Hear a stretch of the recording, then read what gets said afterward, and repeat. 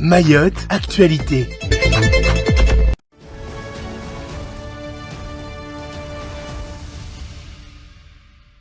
Bonjour et merci de votre fidélité pour ce premier temps de parole.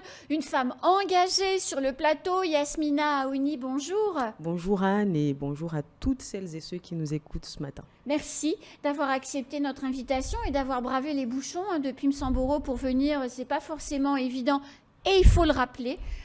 Mayotte, c'est pas si grand, mais c'est loin quelquefois avec il faut se lever tôt et donc il a fallu se lever très très tôt. Yasmina, vous êtes porte-parole du collectif Les Forces Vives. Oui. Ces derniers jours, 2 communiqués de presse, dont le dernier, celui d'hier, où suite au foutari de Mirirénie Kombani, vous avez adressé un message de soutien au préfet Bieuville.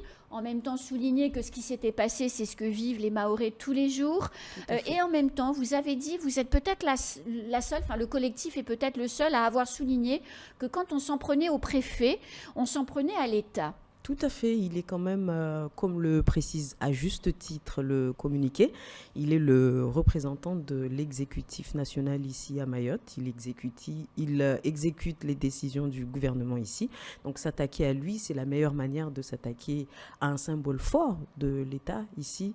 Donc c'est quelque chose de regrettable, c'est violent, c'est vraiment une violence désormais adressée à nos institutions, parce qu'une institution, c'est la personne qui l'incarne, mais aussi la fonction. Donc là, c'est la violence devenue institutionnelle qui cible les institutions et c'est extrêmement préoccupant.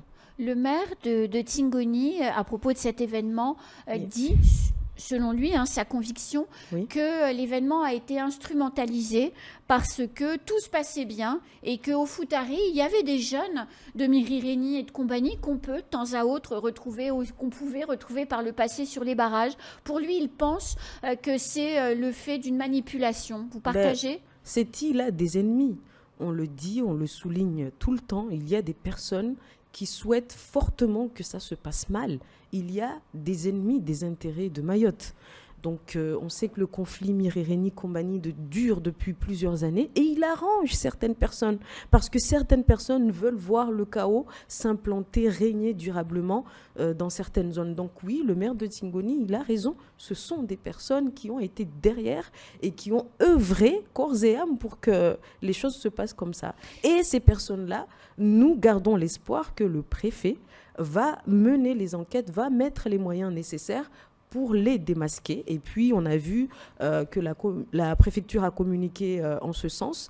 De toutes les façons, il y a déjà les opérations coup de poing qui se poursuivent et on espère que là, elles vont être intensifiées pour régler ce problème. Dans le communiqué juste avant, qui date de jeudi, c'est pas si loin, vous disiez avec le collectif Yasmina que finalement vous aviez fait confiance. Avec les forces vives. Avec les forces vives, que vous aviez fait confiance, que les choses ne changeaient pas et que s'il n'y avait pas un changement de politique rapide à l'issue du Ramadan, il y aurait possiblement d'autres actions, voire une remontée des barrages. On en est où ?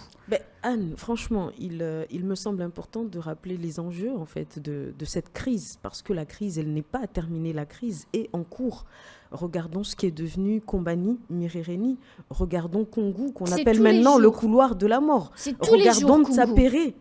Et regardons Cavani, regardons ce qui est devenu Cavani. Sararano avec des agressions tous les jours. Ça se généralise. Oui. C'est comme un cancer en fait qui est en train de se répandre dans toute l'île de Mayotte. Donc à un moment donné, c'est trop souvent qu'on s'est révolté, qu'on s'est indigné et qu'ensuite qu'on a repris nos petites affaires courantes. Donc aujourd'hui, la mobilisation doit être permanente et aujourd'hui, plus que jamais, on doit réaliser que c'est peut-être un combat qui va prendre toute notre vie, qui va durer le restant de notre vie.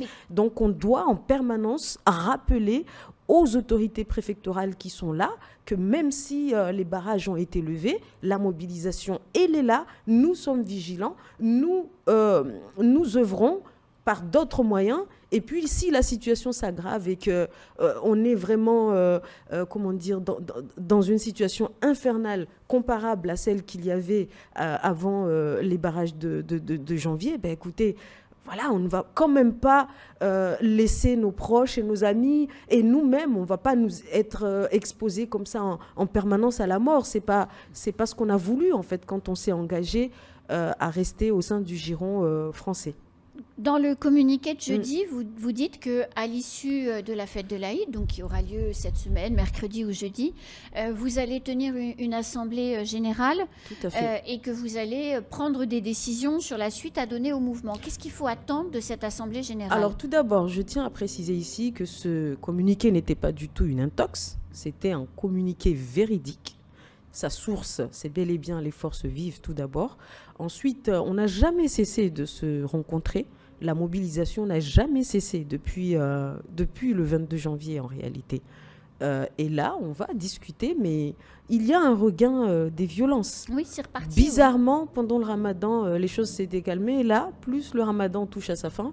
Et on ne peut pas. On a été, on a été irrégulier dans notre mobilisation pendant trop d'années. Donc aujourd'hui, effectivement, on va se rencontrer très rapidement. Il y a un Chengué qui est prévu très rapidement. On doit aussi rencontrer le préfet Bieuville le 22, donc très prochainement. Et ça sera à l'issue de tout ça qu'on prendra une décision. Mais c'est vrai qu'il y a une démocratie qui est à l'œuvre. Hein. On discute et puis on décide ensemble. Donc ici, je ne peux pas dire que les barrages vont bel et bien être restaurés, mais tout dépendra de la manière. Oui, le risque, il est là. Hein, je ne peux pas dire le contraire. Le risque, il est là parce que nos vies comptent. Nos vies comptent et il faut le rappeler. À quoi bon faire fonctionner l'activité économique si les acteurs économiques, en faisant fonctionner cette activité économique, risquent en permanence leur vie? Non, ce n'est pas logique, cette histoire.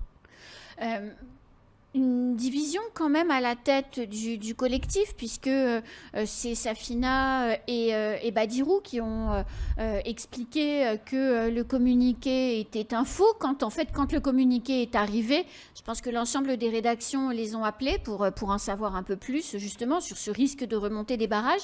Et ils ont dit très vite que c'était un faux. Je vous ai appelé et vous m'avez dit non, c'est un vrai. Oui.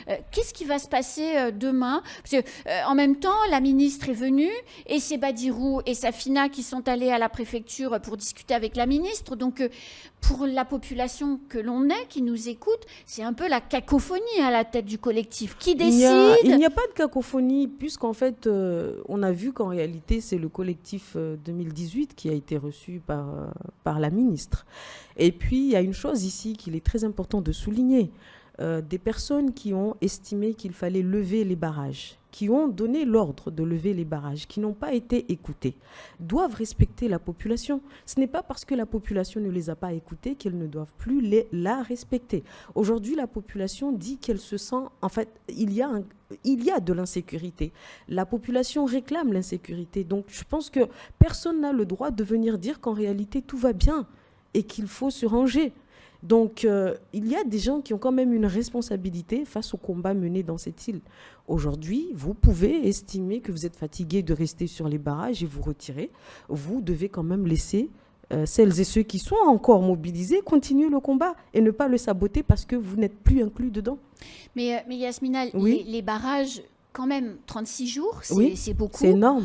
Et je comprends, hein, comme vous le dites, la mobilisation d'un certain nombre de personnes, mais ça a quand même mis à genoux l'économie, qui était déjà en difficulté avec la crise de l'eau, puis avant avec la crise Covid, et puis toutes les crises successives. Notre économie a toujours été en crise, Anne. Et des gens ont perdu leur emploi. Oui, mais vous savez, en réalité, ce que vous dites là, c'est très compliqué, je comprends, parce que je suis enseignante, professeure certifiée de sciences économiques et sociales. Mais c'est un peu comme faire culpabiliser les manifestants. En réalité, l'économie mahoraise est en crise depuis très longtemps, depuis toujours, depuis 1941 et l'instauration d'une économie basée sur le sucre, l'économie est en crise. Et aujourd'hui, ça ne va pas au niveau économique. Mais est-ce une raison pour que le Mahorais ne s'indigne pas, pour que le Mahorais ne revendique pas la protection de sa vie? Donc en réalité, il y a beaucoup d'impératifs, c'est sûr. Mais est-ce qu'un impératif doit primer sur l'autre? S'il y en a bien un qui doit primer sur l'autre, je pense que c'est la revendication de la protection de nos vies et non l'économie, parce que l'argent du monde ne vaut jamais une vie. avec tout l'argent que vous voulez, on ne pourra jamais acheter une vie de perdu. Donc je pense que ça doit être très clair. Après, notre économie structurellement a des problèmes. Il faut revoir ses fondements même, son fonctionnement même. Donc à partir de là, il ne faut pas tout mélanger et faire culpabiliser celles et ceux qui, ayant été victimes de trop nombreuses fois, disent leur ras-le-bol et réclament ici ce qui est tout à fait dans leurs droits et à savoir leur protection. Donc ça, c'est important. La situation à Cavani, les barrages et le mouvement social est né évidemment des problèmes d'insécurité que vous soulignez, mais aussi à partir du problème du camp de migrants africains qui s'est constitué au stade de Cavani, camp de migrants qui a été démantelé, comme s'y était engagé l'État, sauf qu'environ 200 migrants, entre 150 et 200 migrants sont toujours dans les rues autour. Un droit de retrait des agents du conseil départemental qui travaillent dans les bâtiments qui se trouvent en face du stade de Cavani, ne supportant plus la pression des migrants. Depuis quelques jours, ça n'arrête pas. Il y a des tensions entre les migrants, des Somaliens qui agressent des Congolais, des vols de nourriture, des agressions de femmes également. C'est quoi la position du collectif Les Forces Vives de Mayotte quant à cette situation qui, je n'habite pas Cavani, mais je me mets à la place des gens qui y habitent, qui doit être insupportable. C'est horrible ce que vivent les habitants de Cavani. Au nom du collectif des Forces Vives, je tiens tout d'abord ici à leur manifester notre entière solidarité. Et cette situation est une honte. C'est une véritable honte parce qu'à partir du moment où il y a eu un premier contingent de migrants qui a été rapatrié, qui a été ramené dans l'Hexagone, je pense que la dynamique aurait dû se poursuivre. Et aujourd'hui, la situation est terrible parce qu'elle cause des tensions non seulement entre les migrants, mais aussi entre les Mahorais. Il y a maintenant des conflits, des tensions entre les Mahorais qui ont accepté de mettre à disposition leur logement pour accueillir ces migrants et le reste des Mahorais qui ne comprennent pas, qui voient ces gestes comme de la trahison. Donc, ou notre État contrôle nos frontières, ou alors il réalise parfaitement qu'en ne les contrôlant pas, il permet à tous ceux qui le souhaitent, qui le désirent d'entrer. Et là, il prend ses dispositions ici, sur place, pour prendre en charge ces personnes et pour faire jouer la solidarité nationale. Donc c'est une honte. Cette situation est une honte. Et j'ai en mémoire cette femme qui a exprimé sa colère lors de la visite de la ministre parce que, comme par magie, ce jour-là, on ne voyait plus un migrant. Donc c'est horrible. C'est vraiment... C'est une hypocrisie, c'est violent vis-à-vis de ces habitants-là parce qu'on n'est pas honnête en fait. On les prend, on les infantilise, on les prend pour des enfants. Et non, mais ça ne peut pas. Donc il faut que l'État continue de renvoyer ces migrants. Pour ceux qui en ont le droit, il faut qu'ils partent. Et ceux qui ne peuvent pas partir dans l'Hexagone parce qu'ils n'ont pas le droit à l'asile, écoutez, qu'ils soient reconduits chez eux. Mais la meilleure manière en fait de causer une implosion d'un territoire, on le sait, c'est finalement d'utiliser l'arme démographique. Et là, c'est bien ce qui est en train de se passer ici. On est tellement nombreux qu'il y en a qui n'ont plus accès aux ressources et qui deviennent violents, qui agressent, Non, mais malheureusement, ça n'annonce pas du tout un avenir serein, tout ça. Yasmina Aouni, on aura des nouvelles du collectif Les Forces Vives de Mayotte sur leurs intentions d'action très prochainement. Et très prochainement, c'est pas très nous précis. Non, c'est très précis. Déjà, le 22 avril, nous devrons rencontrer monsieur le préfet dans le cadre d'un comité de suivi des actions coup de poing et autres actions menées pour lutter contre l'insécurité. Donc, je pense qu'au terme déjà de ce premier rendez-vous, nous nous exprimerons. Et puis ensuite, il y a Wambushu qui doit débuter là, à la fin du Ramadan, mais nous attendons tout cela. Nous ne sommes pas dans une mobilisation qui est là juste pour râler, non. Nous sommes dans le dialogue, dans l'observation et dans l'évaluation. Et s'il y a un travail qui se fait, écoutez, nous le laisserons se poursuivre tranquillement, mais surtout, nous revendiquons, nous demandons à ce qu'il y ait un travail se déroulant sur le long terme et non plus seulement un travail de quelques semaines, de quelques mois pour nous calmer et puis qu'après, la situation continue de malheureusement pourrir. ONews Radio sur outremernews.fr.